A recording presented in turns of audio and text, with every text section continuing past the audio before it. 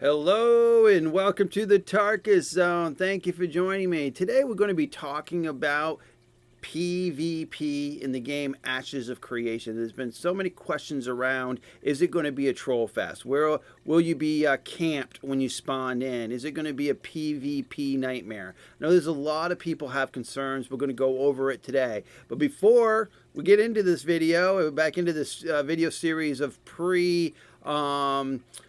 game release information, I just want to plug my guild one more time. We are active. We're looking for new members. So just sign right onto our website. You can apply when you log on to our website for the first time. The URL is here at the top. Just hit this login or you can apply. It's really easy. Our Discord information is here. So if you have questions prior to joining or just want to chat with us before pulling the trigger on applying to the website, you can find us on Discord. So let's get right to the reason for this video. PvP and Ashes of Creation. How are they going to make it so that if you've got an open world PvP environment, that the guy with the biggest stick just doesn't sit there and hit on the little guys all day long so that they never get anything done? You know, like a good comparison would be the game Rust. I mean, you could really bully somebody in that game and just get them to a point where they just don't want to play the game. And the creators to Ashes of Creation have put some safety nets. I'm going to say safety nets in this game so that that doesn't happen. That if you're a newer player and you're trying just to do your own thing in this game and you want to enjoy the game and you don't want to have to worry about the guys trolling you and just killing you just because they think it's funny, they have put some mechanics in the game here to stop that. So let's go over the world PvP information first. Again, I'm here at the Ashes of Creation community wiki. The URL is here at the top. I'll provide it here in the descriptions in the description below in my YouTube video description. So you'll be able to have that for quick reference to get back here or to get here if you want to come here on your own. So let's just click on, I'm just clicking on World PvP here. And here it's telling us is we've got PvP. It's player combat is intended to be meaningful, ranging from caravan battles to vast open world conflicts fought for the pride of kings and queens. Now, I'm going to talk about the caravan PvP for what I know about it. And I know here, if we look here, how they've bullet these things. These, I believe, are the grouping of how PvP works. And Caravan, if we click there now, Caravans, it's open world PvP system that involves opportunity and risk. The Caravans transfer goods that in-game players are wishing to move around. Now, it says here to turn a profit. But, I mean, you could be moving goods for the sake of needing to move iron to a guy who's making it into bricks for you. And so that might be you're just moving it so that you're using it for processing. But you might be trading the items just to go to another city to sell them. During the process of that caravan's moving through the world, that caravan can be attacked. Now, with the caravan, the caravan mechanics are the fact is they are a quest. Their quest-driven caravans are used for trade routes between nodes. These caravans are system-driven. And I imagine that means is you're not at the wheel moving them. The game mechanics are moving them through the world. What you can be there is to defend them if they get attacked. Now, you also can buy mercenaries or guards, NPC guards, to defend those caravans. But as that caravan moves through the world, it's a PvP opportunity. And let's keep on going down here. Node-based caravan stats, storage points, and warehouse. Okay, they don't really get into much detail here. And really, this is just about PvP. So let's go back to this page. So just bullet caravans. You know, you're going to load them up. You're going to create them. Whatever game mechanics creates them. I've read a few, things that you need to do when you create a caravan. Is you got to build everything for that caravan, like the wheels and the actual wagons themselves. And once you've done that, you then tell the system what goods you want to put on it and where they need to go. And at that point, the system generates a caravan that's controlled by the game mechanics that you then need to defend. Now, you also could be one of those people that you want to just attack caravans that are out there. That's fine too. You just need to note that when you attack a caravan, you're not getting all the loot. They give you a percentage of the loot dropped. It's just a one dropped kind of thing. And then what I believe happens is the caravan is destroyed, and the rest of the group, the rest of the goods are sent back to its original destination, and the person who initiated the caravan gets those back, is what I understand. But they lose all the building they did to make that caravan, so they got to do it all again. So I guess that's really the punishment there, is you got to put another caravan together, and the fact being is time management, you just lost time trying to send those goods. So if you're attacking, you're not getting 100% of the loot when it comes to caravan attacking. Now PvP in the game, I just went, obviously in sieges, that's open world PvP. You're expected, you're in a PvP environment. You're actively working with other people, either to defend or attack. That's really easy. Guild wars, we don't really need to get really into that, because again, that's one guild attacking another guild, and you would know that you're either part of it or not. I really want to talk about the PvP, the open world PvP, and how that's going to affect a person who doesn't like PvP at all. So what we're going to do is scroll down here and see if we can find it.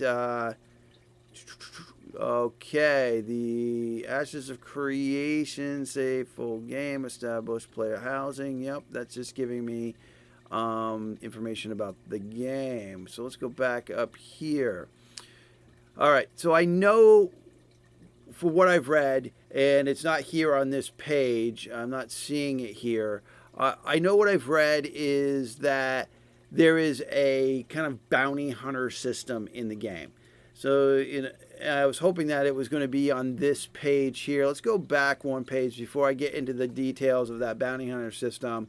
Okay, let me just go here. Maybe it's under this. Okay, corrupt players. That's what I'm really going to be talking about shortly. And player corruption. When you gain the corruption, you have a potential of losing. Okay, so let's talk about this. It's right here under the bounty hunter.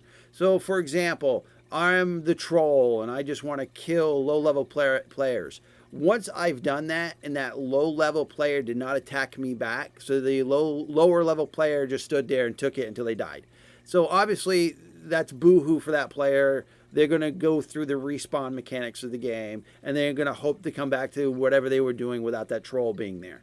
What the game mechanic is now going to do is create a corruption tag on that the player that just did the killing. And once you're corrupted, you now have a potential of losing items, your weapon, your armor, stuff that is very difficult to achieve. So there it is right there, guys. If I want to be a troll and I want to just go around player killing, I have a potential of losing precious items that are in my inventory. Now, if I'm running around naked trying to do it, I guess the only thing I'd lose is whatever crappy weapon I got in my hand, and if you just want to be messing around. But I imagine any other player that is going to say, well, that guy's naked, is just going to outright kill that troll. I can't imagine a player making a naked bamboo stick wielding PvP troll that is actually going to be practical. I just don't see that happening. So what's going to throttle someone from not outright killing you is the fact that they could lose an item out of their inventory for killing you. Now you also then got the corrupted tag on your person, NPCs won't talk to you, and then the bounty hunter system kicks in, and that's why it's explaining to you here. A quest pops up. It looks like there's players can acquire the bounty hunter title through a quest available only to citizens of a military stage 4 town. So what you got to do is, if you want to take advantage of getting the money for, tracking and hunting down these corrupted players, any player can attack a corrupted player. So if a corrupted player is running by me and I'm like, well, that guy obviously is a bad guy, and I go and I kill him, first off, I don't become corrupted. I get no penalties, no matter what you do, to take down that corrupted player. You're not going to get any penalty towards you. They get killed, they get respawned, and then I imagine they respawn without the corrupted tag. And hopefully they learn their lesson. So if you're just initiating combat to a corrupted player, you're not going to get flagged as corrupted, which is a good thing. Now, I do want to talk about quickly game mechanic problems. And I'm just going to bring this up just as a thought of mine, that if you have an item, and I'm going to use a shield spike for my example. So I've got a shield, I got a shield spike, my block percent is 33%. I'm just going to throw that out there just to say that. So I've got a guy trolling me that wants to kill me, but he doesn't want to go corrupted. Now my thoughts on this, he starts wailing on me. I stand there and I'm not going to initiate combat with him because I want him to get corrupted and I just want him to go away. Okay, what happens if the game mechanics triggers that shield spike, causing damage to that attacker, then flagging me into PvP? That is what makes me a little nervous about this game, because it happened in Fallout 76. If you had a what would they call them? A mutation. There was a mutation that you could get that when somebody attacked you, there was a percentage chance to do radiation damage back to them. Well, if you didn't want a PvP, and they had a similar kind of bounty system, if you didn't want a PvP, that mutation would get you into trouble, because that troller, that guy who's going around just killing people for spite, would only have to hit you a couple times. It would trigger that radiation damage, and then basically the system accepted you to accept that you wanted to be in PvP, and so the guy ends up killing you with no penalty because the game mechanic threw you into the green light of PvP.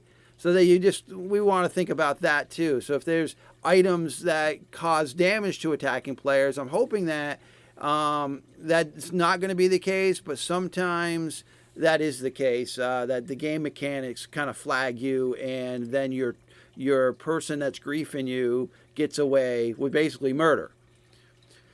So that's really what I wanted to talk about. I didn't want to make this video too long. I just wanted to talk about the fact that people shy away from these type of games because they're afraid that they're just going to be targeted all day long. They just want to play in an open world environment, a fantasy open world environment with their own house, with their own buildings.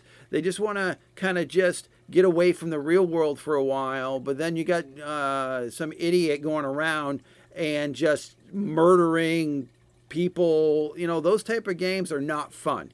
So they have tried to add mechanics to this game that makes PvP fun, and it kind of adds fun to the fact that if I wanted to try out the bounty hunter system, or if I wanted to be corrupted to see how that worked, I would just find a friend of mine and tell him, just stand there, let me kill you. Then I would get flagged as corrupted, and I would see how that mechanic works, because sometimes that might just be fun. I turn corrupted, and then I get a 5-minute head start. I go run somewhere, and then the rest of the guild can just come, or whoever can just come, chop me down. But you do take a risk with that, because you could drop a nice item. Imagine if you're capped level, whatever the level cap is, you got epic legendary gear, and you make this stupid mistake of killing some newbie. You become corrupted, and you lose your primary weapon. Now that would be a tough thing to swallow, because I imagine that weapon was probably hard to get, and replacing it is going to be almost a nightmare. But then again, if you've got backup copies of all your gear, if you're just squirreling all these epics away and you want to take the risk, then that's part of the game design. But they have tried to add the mechanics so that if you're a Care Bear, I don't want to be insulting by using that term, but in the game industry, we all know what Care Bear means, right? I mean, it's just, you just want to be, rainbows and sunshine, and you just want to be able to do your own thing without the problems of PvP. So again, the caravans have that open PvP when they're moving through the world. The obviously guild sieges, I imagine guild war sieges are going to be on their own battlefields, or the game mechanic will allow any player to know that you're entering a open world event that's going to put you into the fray. Then those are going to be around. Now you might want to go up to a city, but it's under siege, and you don't want to be part of that. So you just wait until the siege is done, and then you see if you can get up there without having to be involved, or you can take your chances, go up into the area, and hope that somebody just doesn't kill you outright. Because I don't believe the trolling or the corruption mechanic's going to work for you, because once you've agreed to enter the combat area, it's a free-for-all. You hope to find some allies and work with them to get the objective done. Either you defend a node or attack a node, or for the clan. So you got the clan sieges.